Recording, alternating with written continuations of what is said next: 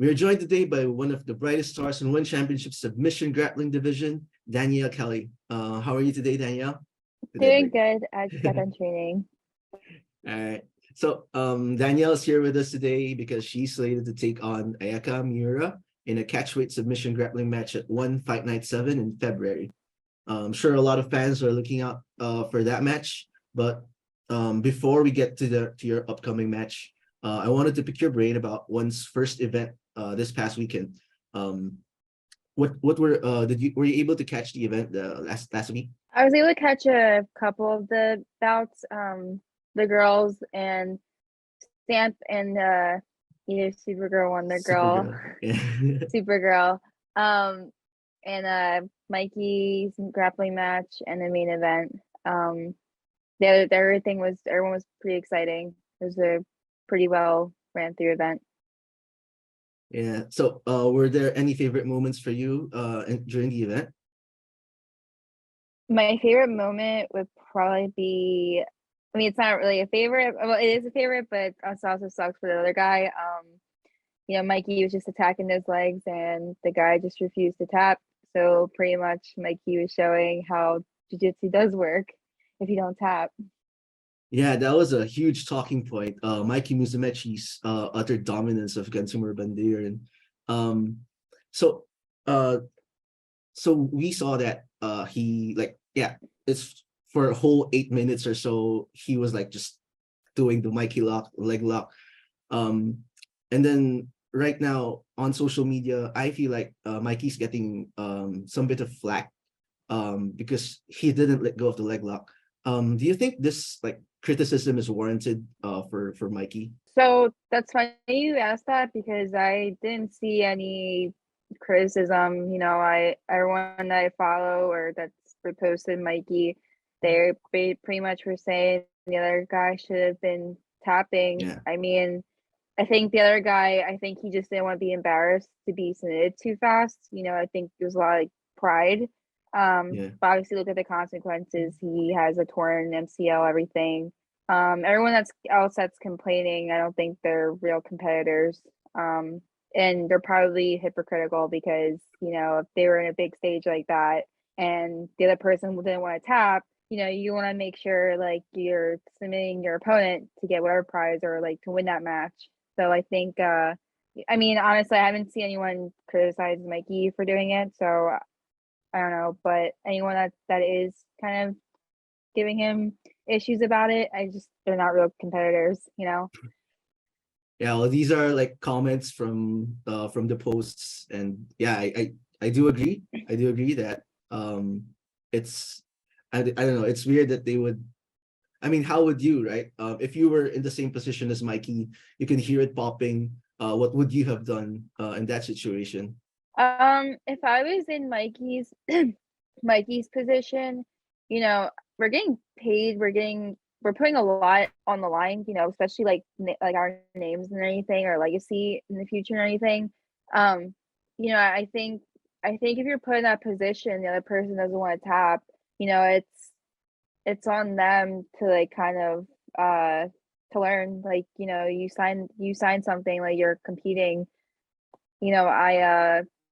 If a girl didn't want to tap, I just kept going. And this is why I say a lot to like, especially like females, because we're really flexible with like our like legs, our arms sometimes. I always just go for a choke because what are you gonna do? If you're gonna fight the choke, you're just gonna fall asleep and the match is over. It's easier. Then you have like I guess like he didn't believe in leg locks and then he just didn't want to tap to Mikey doing the Mikey lock and everything. He learned his lesson, hopefully. Like he's in the hospital right now, like or his leg is all braced up. He can't train or do anything for 12 months. So if I was Mikey, I would just keep trying to attack everything. I would attack the other leg. That's just the competitor mindset.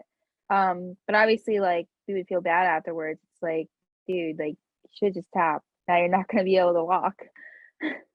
Yeah. I mean, I read the report, an interview from Chatri that he said Gantemur's leg was like, it's like a motorcycle accident. It's the same damage. His legs basically like Only the muscle is that's so holding up his leg. bad. Yeah, it is. Yeah, that's so bad. So yeah, there were times that Mikey looked confused that Gansumer wasn't tapping. I know you've won some, you've lost some, but if you were in Gansumer's position at the time of the match, at what point do you think you would have tapped? I think like you have to know your own body to like, maybe some things have popped and like it's pretty minor if you know you can kind of walk after like a week you're gonna be sore, but you can walk after that week and train, then you kind of know your body. But I guess like once he had that reverse grip from the inside heel hook, that looked pretty painful and it looked like he didn't know how to defend a leg lock. So I tell my students all the time, like, everyone's gonna try to do leg locks. You need to put yourself in bad positions and be very comfortable to tap, or be comfortable getting yourself trying to defend your heel, defend your ankle, get into positions to escape your knee line. Like I stress that now. You just don't want to be in that position where your leg is literally getting broken off. Yeah, it was practically torn off, man. It was like, it's crazy. Yeah, yeah. I Yeah, mean, so good luck to him. Just hopefully he's okay. yeah, hopefully he recovers and comes back. Yeah, since the media, since we in the media started keeping scores on the Sambo versus BJJ in submission grappling here in One Championship, it's been pretty lopsided on the BJJ side of things. um, in one of your interviews prior to facing Maria Molchanova late last year, I remember you saying that you had some Sambo experience. If you were to put on your Sambo hat, is there something that from Sambo from the Sambo rule set that you think would be an exciting addition to the submission grappling rule set of one? I think like if it went to the ground, I know for Sambo you only have a specific amount of time, but I know for different tournaments, uh so I did like only like 2 or 3 Sambo tournaments, and they Mhm. were different timings when if you pull guard or if you get taken down. You either have 10 seconds or 20 seconds to make something happen, or or the ref restarts you. Um, I mean, I don't know. I'm a jiu-jitsu person. I don't know if that's exciting.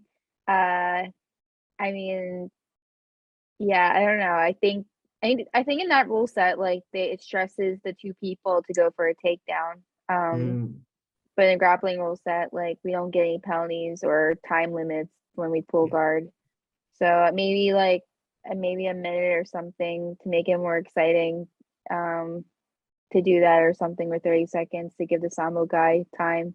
All right, fair enough. Because I'm also not familiar too much with the rules of Yeah. Sambo, so I was like, Yeah, maybe they changed if they it a had few something. times. Oh, I see. Yeah. So yeah. So I was thinking if ever maybe they would have a better chance. The Sambo guys would have a better chance if they have like more familiar rules in here. But I mean, if it's focused on takedowns and submission grappling is like grappling, right? It's gonna be part of the game. So another Hmm. match that happened, you touched on this Yeah. earlier. Stamp Fairtex taking on Supergirl, which was practically set up hours before the event. I know you've teased that you might be transitioning to MMA soon. Was this a match that you were actually particularly interested in to watch? Correction, I'm focusing on jiu-jitsu right now. Oh, okay. Um, what was the question about this match? Yeah, was were you? I mean, because MMA back of your mind. Is this something that you were really like looking forward to seeing? Stamp versus well, initially it was Anissa, but Stamp versus Supergirl. I was actually interested in the mixed rule set. I wanted to see like what I guess it was it Muay Thai or kickboxing and MMA? Muay Thai and MMA. Yes. I think that would have been exciting, but then like I don't know what happened. I know like Supergirl, like she had a fight on this card, and I feel bad for I don't know the other girl's name, but she ended up not fighting, which was Yeah. you know, she got ready for this fight, and then that's just it kind of sucks. But I mean, Yeah, I think it was pretty exciting, but also I think you know, I know Stamp was taking a lot of shots for sure. Um, but yeah, some people say it could have gone either way. Some people thought Stamp lost that fight. Um, oh, I forgot Gary Tonin fought. I saw that whole fight. Oh yeah, Totally yeah. forgot that Gary Tonin fought. It's weird because I don't see him like come up anymore. Like, you He- know, he submitted the guy with a Kimura, like a really good setup from it. Yeah, so you know, I mean, I like submission, so it was really cool to see like MMA guy get the submission. But yeah, I mean the girls really they put on a good show, but you know, a lot of people are arguing that Stamp lost.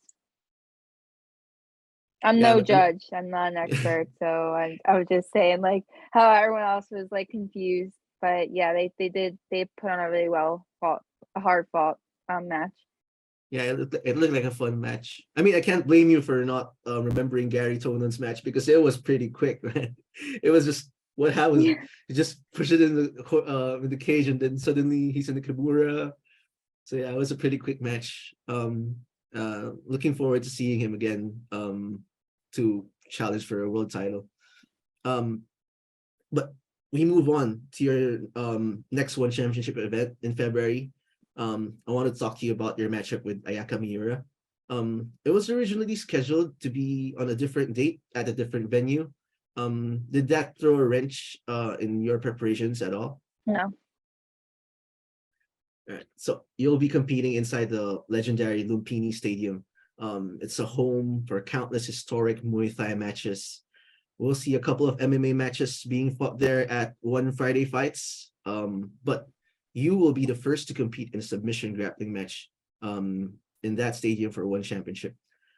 You were the first female submission grappling. You were in part of the first female submission grappling match in one championship. How does it feel to be part of history once again in February? Feels great, you know, I'm at a part of my life right now, like I'm making changes, I'm making like first time for everything stuff. You know, it was already like a big, huge step. You know, I wasn't like really happy with my first match, but the fact that I was the first female grappling match for one championship, like it's you know, it's a huge accomplishment to me. And it feels like, you know, I'm in a spot where like I can push the sport, especially for like females, little girls, kids. You know, I think it's given me like a lot of, you know, output in life. I guess like I'm looking at it's a huge positive thing, you know, for sure. But it's also like I wouldn't say definitely not weight on my it's not weight. I wouldn't that's not the correct word, but like I know that there's a lot of eyes on me Yeah. and whether it's a good thing, but it's also like competitive wise, like I'm, you know, it's work. Like I need to be on my feet, you know, be ready for anything that's coming my way in the 115-pound division. This is catch weight, but Yeah. you know, there's a lot of tough girls. It's gonna be, you know, women's grappling for one championship is gonna be tougher, you know. So I'm really glad right now that I'm in the early steps of pushing the sport forward, Yeah. I mean, being every that time. girl pushing it. Yeah. I mean, two matches, both exciting matches for you. And now, does it add a bit of pressure or motivation? Not sure which one is it.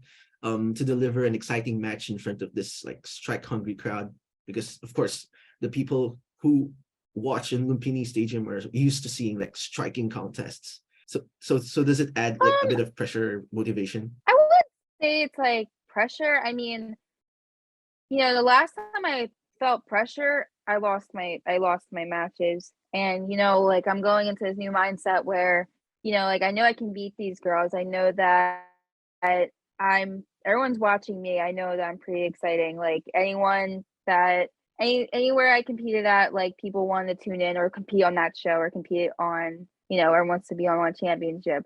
So, you know, I think once I left that pressure feeling, like I'm going out there, people want to watch me. I want to be exciting. You know, Cade Rotolo has he said something recently in like past interviews of his last matches. I don't know exactly, so I'll just find the quote, but it's basically, you know, he would rather have a very exciting match, even if he loses, but he would be disappointed if he won a match and it was boring.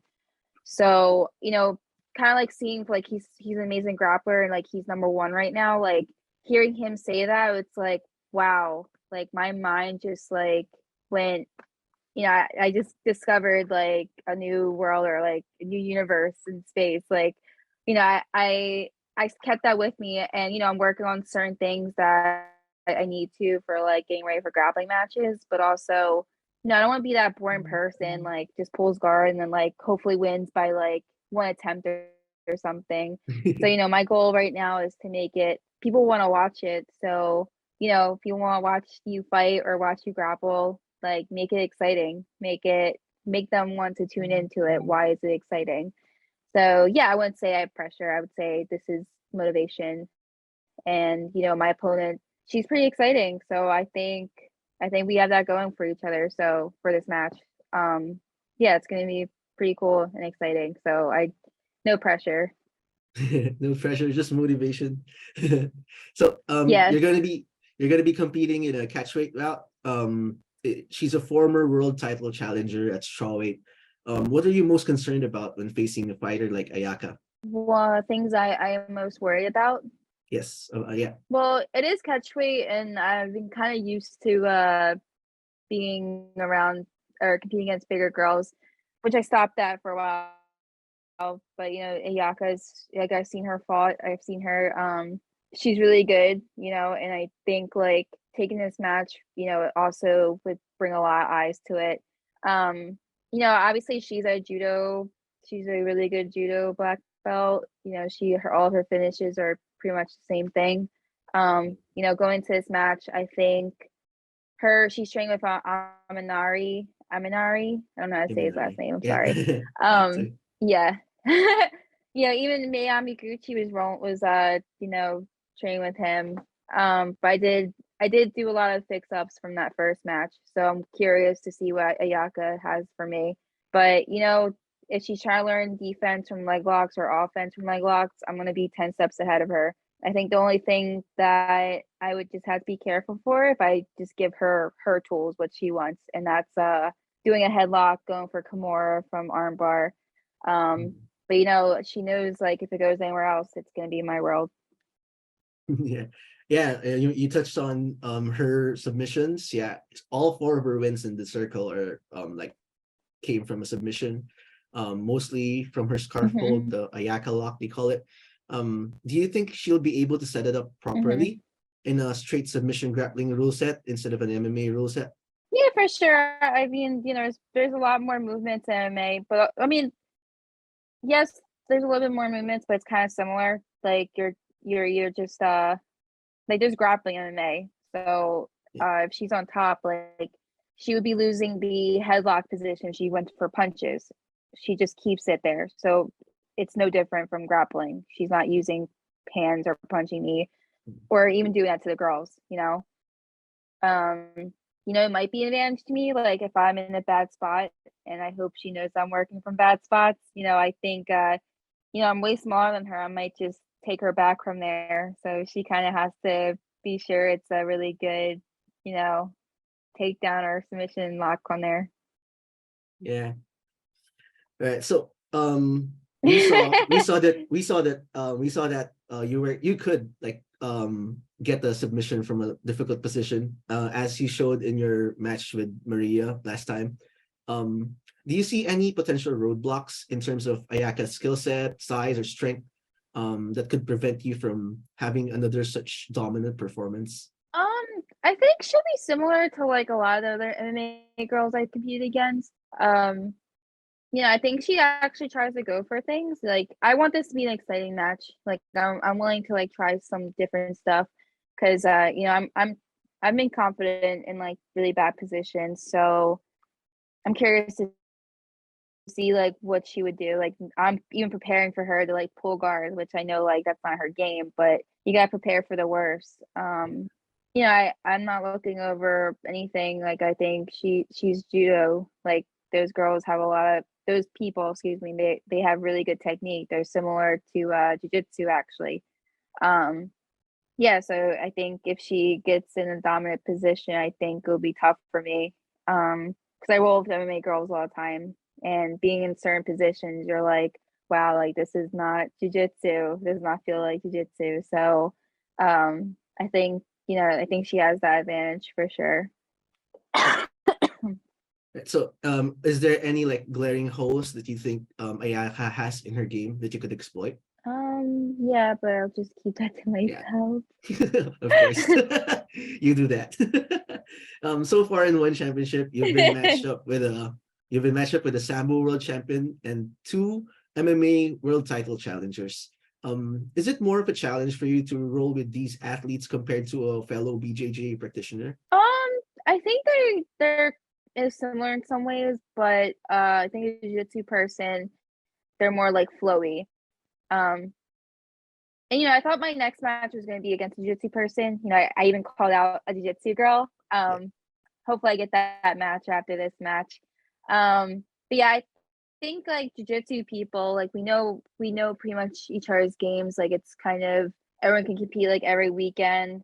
So they're more fluent, they're more flowy from scrambles, whereas MMA people, like for this matchup, I think she's gonna be very like defending, which like a lot of people want to argue too, like some top jiu-jitsu guy who's second place or first place at AECC, he lost to a UFC guy recently. Just because he played the top position really well, didn't let the jiu-jitsu guy get anything. So a lot of people are kind of like ignoring like jiu-jitsu people. I mean, MMA people have beaten jiu-jitsu people in matches, but no one wants to talk about that. So it's doable. It's just that jiu-jitsu people are they just kind of, we know how to be more flowing. When we grapple, we're flowy. We kind of just go with the position. Whereas MMA, MMA perspective, when I do it like rounds with other girls, they don't want to make one little like small step. You might get punched, or that little step you can get grappled in the MMA fight and get punched. So MMA people basically it just makes you think twice before you make that move. Whereas BJJ people, we just do it. Yeah. All right. Hopefully that made So sense. yeah. So I mean, maybe it's gonna be a bit more difficult. I mean, because of the Yeah. flow. Yeah. So of course, we're all excited to see your role again at One Fight Night 7. But as a martial arts fan, what other matches are you looking forward to in this card? There is another jiu-jitsu match, but it's like in one of the first bouts. Langer. I think he's Lineker. fighting that guy. Yeah, I think he's fighting a Sambo guy who Yeah, just fought Wally. recently, I think. Yeah, the so Yeah, I don't Tommy know who, I Lineker think would he be competed against. Cade. It was Yeah. for the world title. So yeah, so I mean that's pretty So interesting. yeah, it I is. mean, it's another Sambo versus Jitsu match. Um, yeah, I mean, I've just been kind of focused on my match for this one. All right.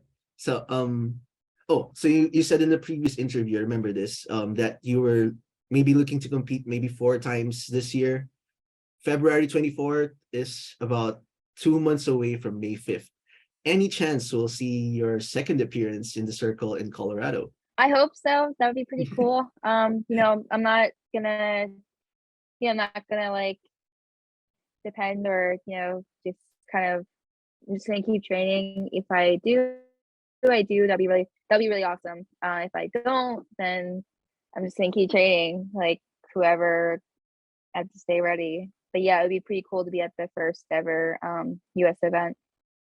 Anyone in particular you'd want to face in the US card if you do make it to the card? I mean, I called out two people. I think for one would be like because she's a big name, Angela Lee. I think, Mhm. that match was kind of supposed to be in the works for a while. And I think just to bring women's jujitsu forward, I think that would bring way more eyes. Not to put down other jiu-jitsu girls, but mostly MMA girls and their jiu-jitsu backgrounds, they have more of a following or attention than most of them. And I think it would just be, it would just draw a lot of attention. And I called out Jessa Khan. I know she's kind of signed. She signed to one, Yeah, but I've seen her she compete is. at gi tournaments. Yeah, I called her out. So, I don't know what's going on. I called her out. I would like to have that match. I think I can beat her. Now I'm studying her. I'm just kind of waiting. But I would like to see like her compete first because I've been competing, so I can study her more. Yeah. But yeah, those two kind of came to mind, and I can beat them both. Right. So, yeah. So a little while you mentioned before that you were like you may make the transition soon to MMA, but as you mentioned earlier, you're focused on jiu-jitsu right now. I was thinking, would it be a delay considering the one championship now has like submission grappling world titles? Will this transition to MMA take a bit of a backseat for a bit longer time because of the world titles? Yes. All right. So just on a final note, you mentioned her already, and I know you went back and forth with Angela Lee last year through interviews, but I wanted to take this chance to ask you if you have a message for Angela during this difficult time of their families' lives. I like to say, Angela, like I'm sorry for your loss. It's not easy. I know what it's like to lose, someone very close in the family. I lost both my parents. It never goes away. You have a lot of fans, you have a lot of friends and family by your side. Stay around those people. It's what's most important. Be with your family. Everything else doesn't matter. You need to be around people who care for you, and everything else can wait. You just need to be around people to keep you busy. It's not, especially losing a sibling. Like I have a brother. It's not. I can't imagine something like that happening. It always scares me. It's probably like my biggest fear because that's all who I have. Yeah, I know, I understand how she feels. So I'm sorry for this difficult time, and I hope her and her family and Victoria's family. I hope they can get through this. Yeah. I hope the message reaches Angela and her family. I'm sure everyone is praying that they gather the strength to get through this difficult time in their life. So that's it. Thank you very much for your time, Danielle. Folks, don't Thank forget you. to watch. Don't forget to watch One Fight Night 7 on Friday, February 24th on US primetime. Watch this girl right here take on Ayaka Miura in a submission grappling match inside the legendary Yeah, watch me win. Yeah, yeah, watch me. yeah. This recording. Yeah, action will be live and free for Prime Video subscribers for Prime Video subscribers across North America. So, any last words for your fans, Danielle? Thank you guys for watching me. Just don't forget to tune in February 24th and watch me get our quick submission.